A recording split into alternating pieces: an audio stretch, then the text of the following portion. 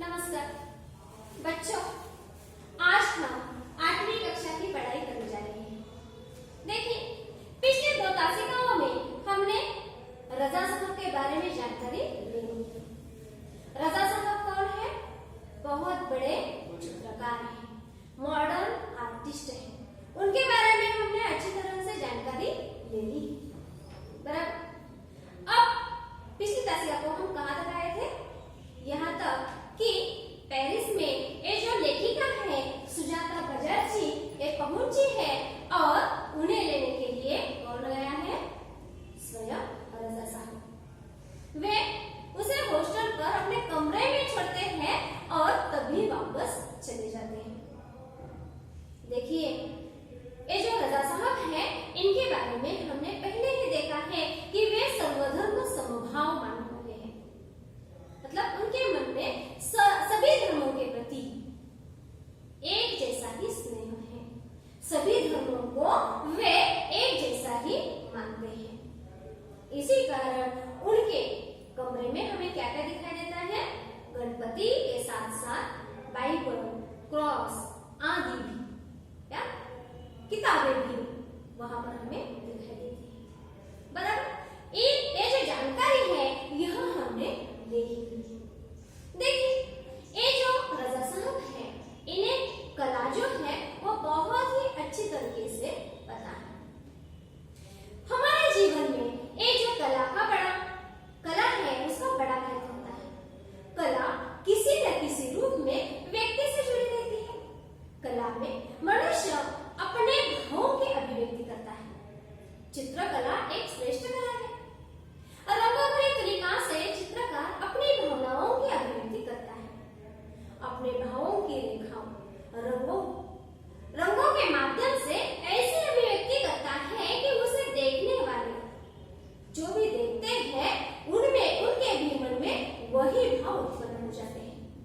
कला में ऐसी शक्ति होती है कि वह लोगों को संकीर्ण सीमाओं से ऊपर उठाकर ऐसे ऊंचे स्थान तक पहुंचा देती है जहां मनुष्य केवल मनुष्य रहता है। कला व्यक्ति के मन से स्वार्थ, परिवार, क्षेत्र, धर्म, भाषा और जाति की सीमाएं मिटाकर व्यापकता प्रदान करती है। व्यक्ति के मन को उदात्त बनाती है। कला में मानवीयता को सम्मोहित करने की शक्ति होती है। देखो बच्चों, किस तरह से ये जो कला है इसका महत्व है। और एक कला जो है सभी को ही आती है ऐसा नहीं है। एक कला है जिसके पास इस कला को अच्छी तरह से देखने का नजरिया होता है उसे ही वे देख सकते हैं। समझ गए बच्चों? अब किताब में देखिए पन्ना नंबर 17 पर हम आए हैं। आप लोग चिंता न करें, मुझे मेरे हॉस्टल के कमरे में छोड़कर ही वे गए, यहाँ तक आए हुए हैं। मतलब दूसरा परिचय। अब आप देखिए, एक दिन मैं बीमार होकर अपने कमरे में पड़ी थी। रात 11 बजे रजा साहब मेरे लिए दवा भारतीय रेस्टोरेंट से खाना पैक करवाकर पहुंच गए। देखिए, यहाँ पर ये जो लेखिका है वो बता रही है एक दिन क्या हुआ है, वे बीमार पड़ गई है। तभी उनका स्वास्थ्य ठीक नहीं है, बीमार है। इसी कारण ये जो रजा साहब है स्वयं उनके लिए दवा और साथ ही साथ भारतीय रेस्टोरेंट से खाना लेकर वहां पहुंचे हैं। देखिए, हम हमेशा जो खाना खाते हैं वही हमें अच्छा लगता है कि नहीं? हम कोल्हापुर में रहते हैं, मतलब महाराष्ट्र में रहते हैं। महाराष्ट्र का जो खाना है वही हमारे भारत देश में विभिन्न राज्यों जो है उनमें खाना वही होता है क्या? नहीं। जब भी हम दक्षिण में जाते हैं तो वहां का खाना अलग होता है, उत्तर में जाते हैं तो वहां का खाना अलग होता है। इसी कारण हमें हमारा जो खाना है तो महाराष्ट्र का वही अच्छा लगता है। और उसमें भी हम कोल्हापुर में रहते हैं तो कोल्हापुर का खाना उसकी तो और ही खासियत है कि नहीं? तो वही खाना हम पसंद करते हैं। यहाँ पर सुजाता जी इस भारत के नागरिक है, इसी कारण वहां पर जाकर वहां का जो खाना है वह उन्हें शायद अच्छा नहीं लगता होगा। ऊपर से वह बीमार है, इसी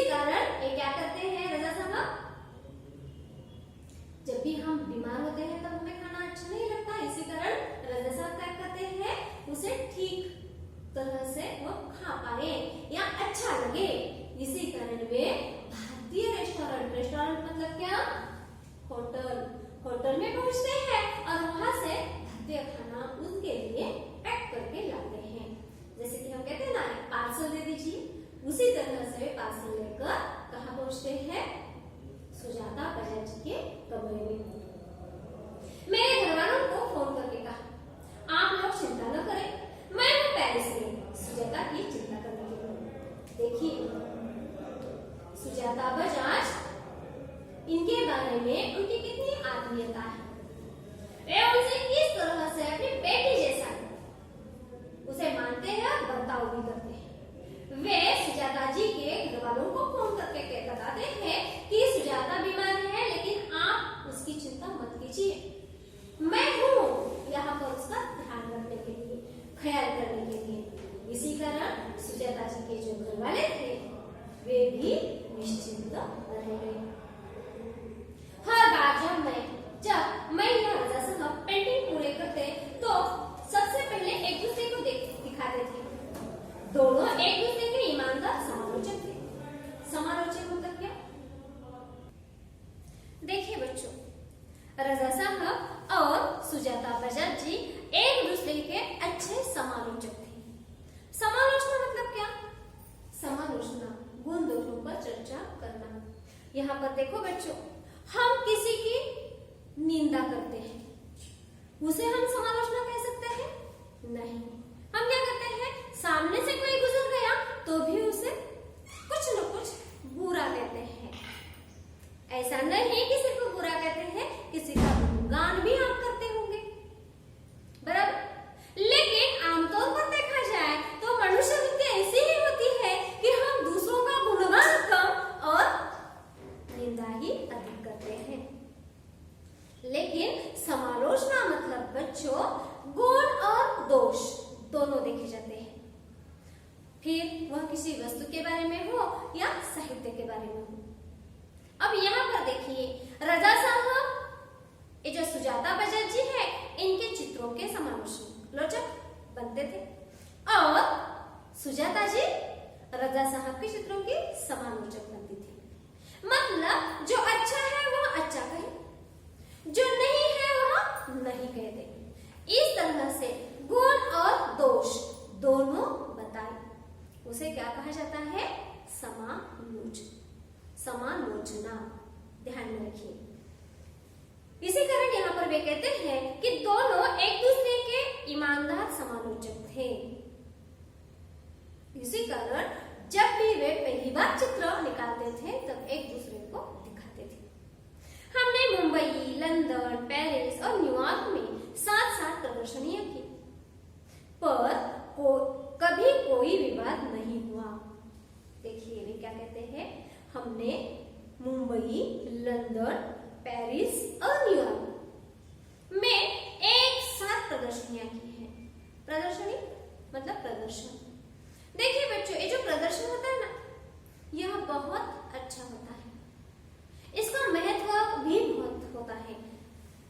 आपको स्वमत के लिए प्रश्न आ सकता है, प्रदर्शनियों का महत्व या प्रदर्शनियां होना जरूरी है, इस तरह से भी आपका विचार प्रकट कीजिए, ऐसा भी प्रश्न आ सकता है। प्रदर्शनी होना, तो प्रदर्शनियां वहां पर होना क्यों जरूरी है? ये जो चित्र है, ये चित्र प्रदर्शनियों में प्रस्तुत किए जाते हैं, बराबर। तो इनसे हमें क्या क्या लाभ होते हैं? यहाँ पर देखिए, जो भी कलाकार ने अपने भाव प्रकट किए होते हैं उस कला में, वही सभी लोग समझ सकते हैं, पहली बात है। साथ ही साथ ये जो नए कलाकार, उभरते हुए कलाकार होते हैं, उन्हें भी श्रेष्ठ कलाकारों की जो भी कलाएं हैं वह भी देखने को मिलती है। साथ ही साथ इन कलाओं में और नया क्या क्या आया है, यह भी एक ही जगह पर उन्हें देखने को मिलता है।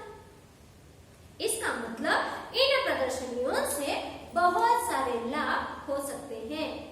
इसी कारण यह जो प्रदर्शनियां हैं, यह होनी आवश्यक है, बराबर। साथ ही साथ ये जो प्रदर्शनियां हैं, ये जो कलाएं प्रदर्शित की जाती है, एक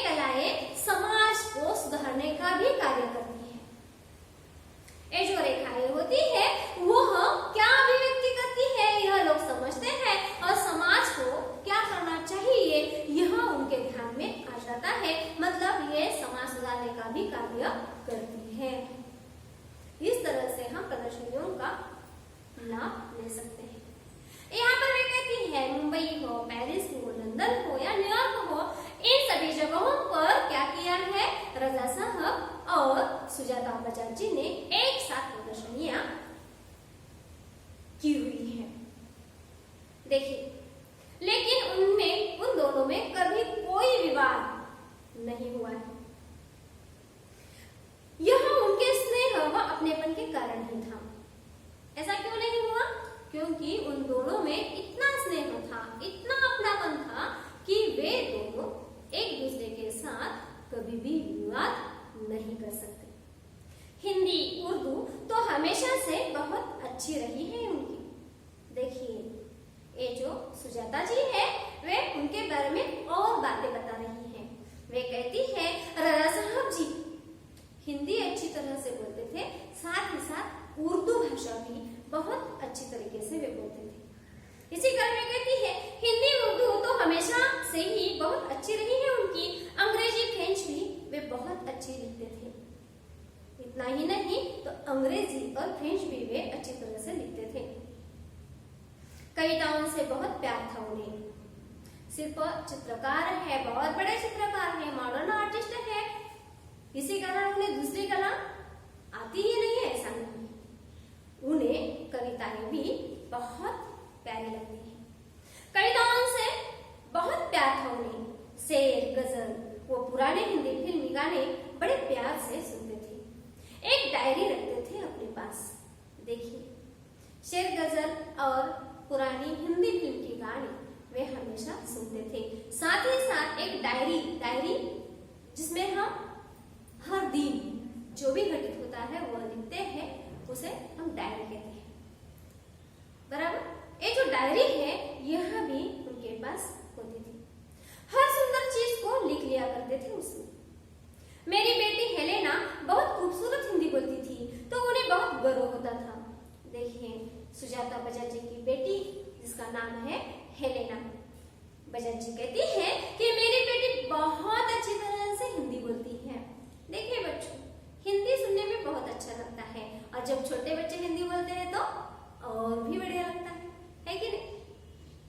यहाँ पर सुजाता जी की छोटी लड़की है हेलेना और वह बखूबी हिंदी बोलती है। इसी कारण रजा साहब है ये इस पर बेहद खुश है। उन्हें बहुत गर्व होता है उस पर, क्योंकि वह अच्छी तरह से हिंदी बोल पाती है।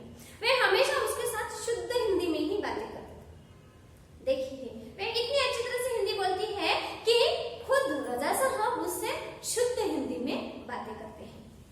रजा साहब को अच्छा खाने का बहुत शौक था, पर दाल चावल रोटियां आलू की सब्जी में जैसे उनकी जान अटकी रहती थी। जान अटकना मतलब अटकना, अटकी मतलब फंसना। देखिए, वे हमेशा स्वादिष्ट खाना चाहते थे। उन्हें खाने का बहुत शौक था, लेकिन फिर भी खाने में ये जो पदार्थ है कौन से, दाल चावल और रोटियां, ये जो खाना है वे बेहद पसंद करते हैं। मतलब इन पदार्थों में ही उनकी जान अटकी रहती थी। मतलब वे हमेशा उन पदार्थों को चाहते थे। मैं हफ्ते में एक बार भारतीय शाकाहारी खाना बनाकर भेजती थी। देखिए, लेखिका भारतीय है, इसी कारण वह अच्छी तरह से खाना भी पका सकती है, मतलब भारतीय खाना। तो वे क्या करती है, उन्हें पसंद है, उन्हें मतलब रजा साहब को भारतीय खाना पसंद है, इसी कारण हफ्ते में एक बार, हफ्ता मतलब सप्ताह 7 दिनों का होता है, वह एक बार वह क्या करती है, भारतीय खाना बनाती है और रजा साहब को भेजती है। उनके फ्रांसीसी दोस्तों के लिए भी, सिर्फ रजा साहब को ही भेजती है ऐसी बात नहीं, उनके जो फ्रांसीसी दोस्त है उन्हें भी वह अपना भारतीय खाना खिलाती है। अगला और अंतिम परिचय देखिए बच्चों। रजा साहब के कुछ पुराने फ्रांसीसी दोस्तों को उनके जाने की खबर देने गई तो फिर से एक बार उनकी दीवारों पर रजा साहब की काफी सारी कृतियां देखने का मौका मिला। देखिए, जब रजा साहब गए, वे गुजर गए, यह जो खबर है, यह जो समाचार है, यह वह उनके फ्रांसीसी दोस्तों को देने के लिए गई है। जब वो वहां पर जाती है तो वहां पर दीवारों पर रजा साहब की जो भी कृतियां है वहां उन्हें देखने का और एक बार मौका मिल चुका है। देखिए, मौका मतलब अवसर। मैं हमेशा कहती, रजा साहब आप मेरे एंजल गार्जियन हैं। एंजल गार्जियन मतलब फरिश्ता, देवदूत। आप मेरे कौन है? फरिश्ता है, देवदूत है। तो वे मुस्कुरा देते, पर सन 2000 के बाद से कहते, क्यों अब हमारी भूमिका बदल गई है? रजा साहब क्या कहते हैं? क्यों अब हमारी भूमिका बदल गई है? तो मेरी एंजल गार्जियन हूं, अब मैं तुम्हारा नहीं हूं। तुम्हारा मतलब एंजल गार्जियन नहीं हूं। हमेशा सुजाता जी किन्हें कहती है एंजल गार्जियन? किन्हें? रजा साहब को। लेकिन 2000 के बाद रजा साहब किन्हें कहते हैं? सुजाता जी को, कि अब मैं एंजल गार्जियन नहीं, तुम ही मेरी एंजल गार्जियन हो। देखिए कितने बड़े हैं, लेकिन फिर भी दूसरों को बड़प्पन देने में भी कुछ कम नहीं है। बच्चों, ऊंचा पद ऐसे ही हासिल होता है। हम कितने भी बड़े अधिकारी क्यों न बने, लेकिन जब हम में विनम्रता, विनयशीलता होती है, तभी हम बड़े होने के लायक बनते हैं। बड़ा होना और बड़प्पन होना, इनमें बहुत बड़ा फर्क है। बड़ा तो हम अधिकार से होते हैं, लेकिन हम में अगर विनम्रता नहीं है, नम्रता नहीं है, विनयशीलता नहीं है, तो उस बड़े होने का कोई भी लाभ नहीं। आपने एक आध पद हासिल किया है, उसके साथ साथ आप में यही सभी गुण है, तो आप में बड़प्पन जरूर आएगा। जैसे कि ये जो रजा साहब है, जिनका पूरा नाम क्या है? सैयद हैदर रजा। इतने बड़े होने के बावजूद भी सुजाता बजाज जी को अपना एंजल गार्जियन मानते हैं, मतलब उनके दिल में कितना बड़प्पन है। देखो, ऐसे ही बड़े बड़े लोगों का आदर्श लेकर हमें भी